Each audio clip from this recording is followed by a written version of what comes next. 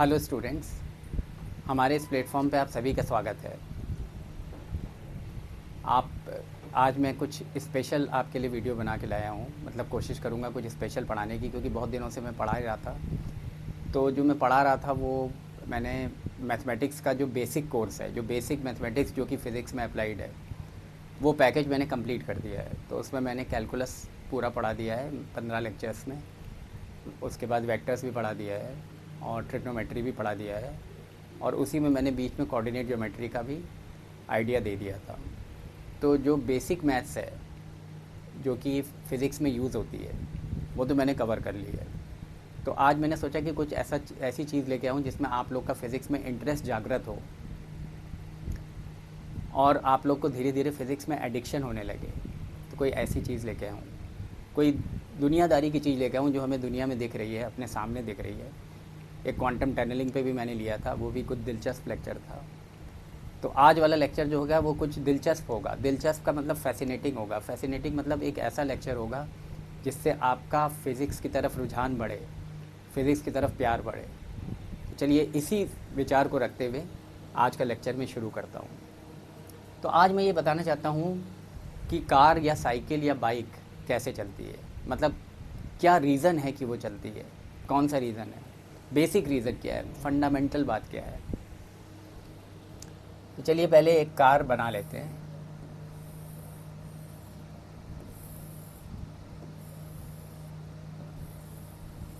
मैंने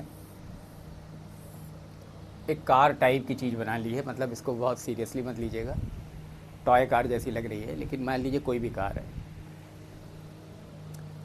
अब कार की क्या प्रॉपर्टी होती है, कार का ये वाला जो व्हील है,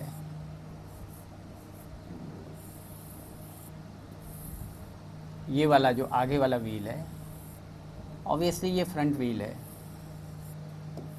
फ्रंट व्हील है, इंजन के पास वाला व्हील है, ये फ्रंट व्हील है। और पीछे वाला व्हील जो है ये रियर व्हील है। ये फ्रंट व्हील कहलाता है, ये रियर व्हील कहलाता है। तो कार बेसिकली दो प्रकार की होती है। एक होती है फ्रंट व्हील ड्राइव, एक होती है बैक व्हील ड्राइव।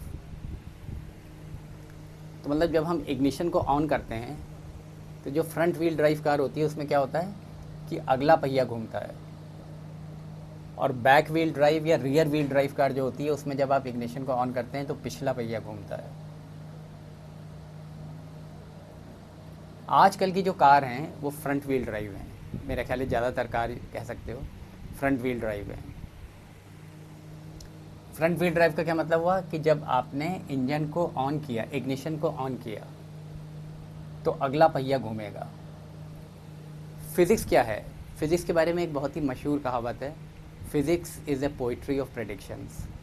मतलब प्रेडिक्शन करता है कि आगे क्या होगा, आगे क्या होगा, what next, what next. Cause and effect की कॉजल चेन पे चलता है। तो चलिए हम उसी हिसाब से चलते हैं और सोचते हैं क्या होगा। इमेजिन करिए हमने इग्निशन ऑन किया, तो इंजन का काम है पहिए पे टॉर्क लगाना। मतलब इंजन का काम है पहिए को घुमाना। तो सबसे पहले क्या होगा, सबसे पहले इंजन पहिए को घुमाएगा। तो चित्र बनाते हैं, पहिया ऐसे घूमा, पहिया जब घूमा, पहिए के साथ घूमिए, जब अंगुलियों को घुमाइए, पहिया ऐसे घूम रहा है, क्लॉकवाइज घूम रहा है। पहिया ऐसे घूमा, तो नीचे वाला पॉइंट जो है विजुलाइज करिए, जो नीचे वाला पॉइंट ग्राउंड के कांटेक्ट में है वो किधर जा रहा है। पहिया घूम रहा है तो नीचे वाला पॉइंट पीछे जा रहा है। नीचे वाले पॉइंट की टेंडेंसी पीछे जाने की है। और फ्रिक्शन क्या करता है, फ्रिक्शन रिलेटिव मोशन को अपोज करता है। तो मतलब सोचिए, आपको मान लीजिए फ्रिक्शन, आप इंट्यूटिवली सोच सकते हो कि ये वाला जो नीचे वाला पॉइंट है ये पीछे जाना चाहता है। पहिए के घूमने का की टेंडेंसी को देखते हुए ऐसे घूम रहा है पहिया, तो नीचे वाला पॉइंट पीछे जाना चाहता है। यदि फ्रिक्शन होगा तो किधर लगेगा, आगे लगेगा, क्योंकि फ्रिक्शन क्या करना चाहता है, इसके मोशन को रोकना चाहता है। इस पॉइंट की टेंडेंसी पीछे जाने की है, तो फ्रिक्शन इस पर किधर लगेगा, आगे की तरफ लगेगा। तो जैसे ही फ्रिक्शन आगे की तरफ लगा तो फ्रिक्शन ने इसको कार को धक्का दिया, तो ये पूरी कार एज ए होल आगे की तरफ मूव करेगी। अब सोचिए, मतलब ये पल पल की कहानी है, पल पल की न्यूज़ फिजिक्स देगा। तो सबसे पहले क्या हुआ, सबसे पहले आपने इग्निशन ऑन किया। इग्निशन ऑन किया तो इंजन ने पहिए पे टॉर्क लगाया, पहिया घूमा तो पहिए का ये पॉइंट पीछे जाना चाह रहा है, तो फ्रिक्शन आगे लगा। अब फ्रिक्शन ने क्या किया, फ्रिक्शन ने कार को आगे धक्का दिया, तो क्या हुआ, अगले पल ये कार आगे मूव करी। जब कार आगे मूव करी तो पिछले पहिए के बारे में सोचिए, पिछले पहिए का ये वाला पॉइंट जो है ये भी आगे जाने लगा, कार के साथ ये पॉइंट भी आगे जाने लगा। पूरी कार एज ए होल आगे मूव कर रही है, उसका सेंटर ऑफ मास आगे बढ़ रहा है, तो ये पॉइंट की टेंडेंसी अब आगे जाने की है। आगे जाने की तो इस पर फ्रिक्शन किधर लगेगा, पीछे लगेगा। और क्योंकि कार आगे जा रही है तो जो अगले पहिए पे फ्रिक्शन लगेगा वो ज़्यादा होगा, जो पिछले पहिए पे फ्रिक्शन लग रहा है उससे ज़्यादा होगा, तभी कार आगे जा रही है। अब ये क्वेश्चन जेई में पूछा जा चुका है, जेई का क्वेश्चन है कि कार में अगर फ्रंट व्हील ड्राइव कार है और वो आपने स्टार्ट करी है अभी, तो फ्रिक्शन किधर लगेगा, तो क्या कहेंगे, जो अगला पहिया है उस पर फ्रिक्शन आगे लगेगा, जो पिछला पहिया है उस पर फ्रिक्शन पीछे लगेगा। तो ये सिचुएशन है। तो अब देखिए, अगर इसी सिचुएशन को अगर आप एक्स्ट्रापोलेट करते हो तो आप ये भी समझ सकते हो कि जब कोई आदमी चल रहा है या दौड़ रहा है तो फ्रिक्शन कैसे हेल्प कर रहा है। जैसे मान लीजिए ये ग्राउंड है और ये मेरा हाथ है, ये मान लीजिए ये मेरा जो हाथ है ये आदमी का पैर है, एथलीट का पैर है। तो एथलीट क्या करता है, जब उधर दौड़ना चाह रहा है तो एथलीट क्या करता है, पैरों को पीछे पुश करता है।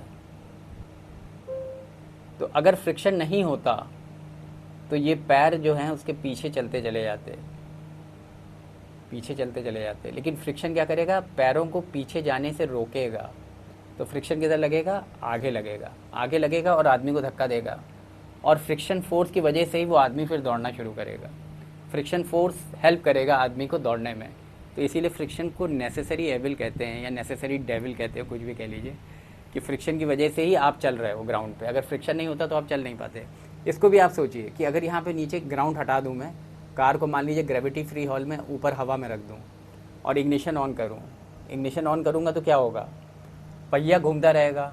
मान लीजिए कार तो हवा में लटकी है तो फ्रिक्शन तो लग नहीं सकता, पहिया घूमता रहेगा, और क्योंकि फ्रिक्शन नीचे से लग नहीं रहा है तो कार आगे नहीं मूव करेगी, बस अगला पहिया घूमता रहेगा और कार आगे नहीं मूव करेगी। तो इसका मतलब क्या हुआ, हमने क्या सीखा कि it is the friction due to which the vehicle moves.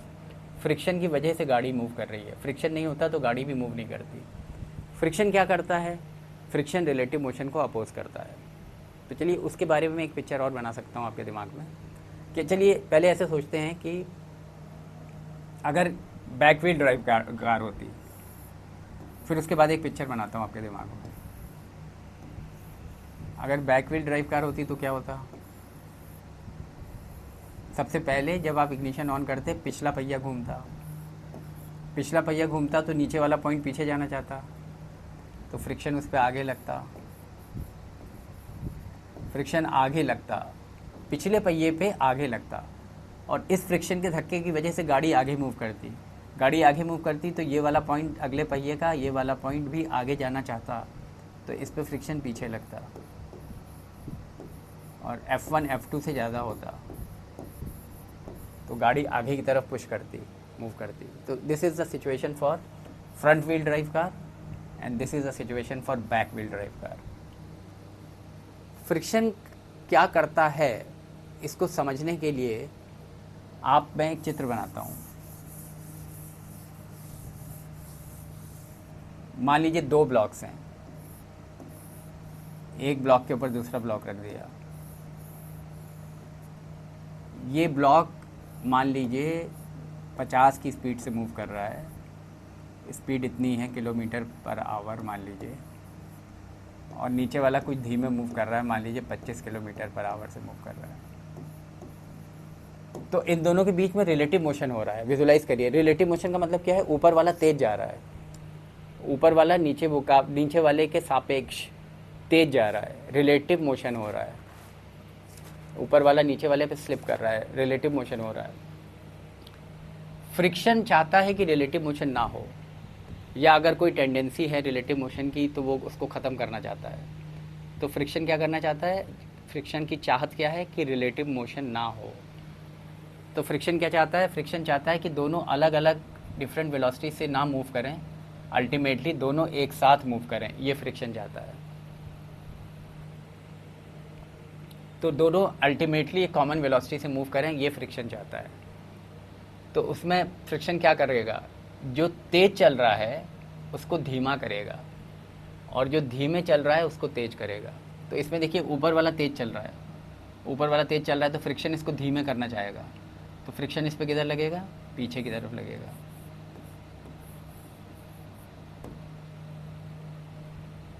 और हर एक्शन का एक रिएक्शन, अच्छा या तो एक्शन रिएक्शन से देख लीजिए या दूसरी तरह देख लीजिए। पहले इस तरह देखते हैं कि क्योंकि ये तेज चल रहा है तो फ्रिक्शन चाहेगा कि इसको धीमा करे, तो इस पर पीछे लगेगा। और ये धीमे चल रहा है तो फ्रिक्शन चाहेगा कि इसको तेज करे, तो इस पर फ्रिक्शन आगे लगेगा।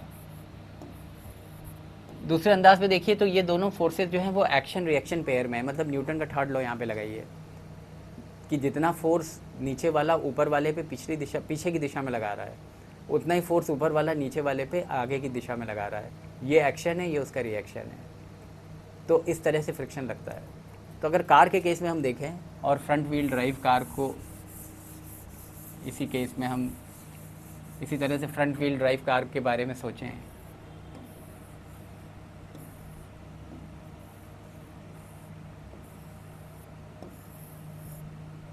तो इसमें क्योंकि ये पहिया ऐसे घूम रहा था तो पहिए के इस पॉइंट की टेंडेंसी पीछे जाने की थी, तो फ्रिक्शन इस पे आगे लग रहा था। ये पहिए पे फ्रिक्शन इधर लगेगा, और पहिया जो है ग्राउंड के ऊपर इतना ही फोर्स उल्टे डायरेक्शन में लगाएगा। ये दोनों फोर्सेस एक्शन रिएक्शन पेयर में है। पहिए पे फ्रिक्शन आगे लग रहा है और पहिया ग्राउंड पे जो फ्रिक्शन लगा रहा है वो पीछे की तरफ लगा रहा है। इस फ्रिक्शन की वजह से गाड़ी आगे बढ़ेगी तो ये वाला पॉइंट आगे जाना चाह रहा है, जैसे फ्रिक्शन मैंने बताया था पीछे लगेगा, और इसी का रिएक्शन फ्रिक्शन ग्राउंड पे आगे की तरफ लगेगा। तो ये भी मैंने यहाँ पे न्यूटन के थर्ड लॉ को भी यहाँ पे मैंने चित्रांकित किया है। मतलब न्यूटन के थर्ड लॉ के हिसाब से भी देखा है कि अगर आप कहो कि ग्राउंड पहिए पे किधर फ्रिक्शन लगा रहा है, तो अगले पहिए पे आगे लगा रहा है, और अगला पहिया ग्राउंड पे जो फोर्स लगा रहा है वो पीछे लगा रहा है। तो उसी तरह जब एथलीट दौड़ रहा है तो वो पैरों से ग्राउंड को पीछे पुश कर रहा है, तो वो ग्राउंड पे पीछे फोर्स लगा रहा है, और इसी फोर्स का जो रिएक्शन फोर्स है ग्राउंड एथलीट पे आगे की तरफ लगा रहा है, उसी वजह से एथलीट दौड़ रहा है। So it is the friction which is making the man run. तो मुझे लगता है आज का लेक्चर एक दिलचस्प लेक्चर रहा होगा और आप लोगों को पसंद आया होगा।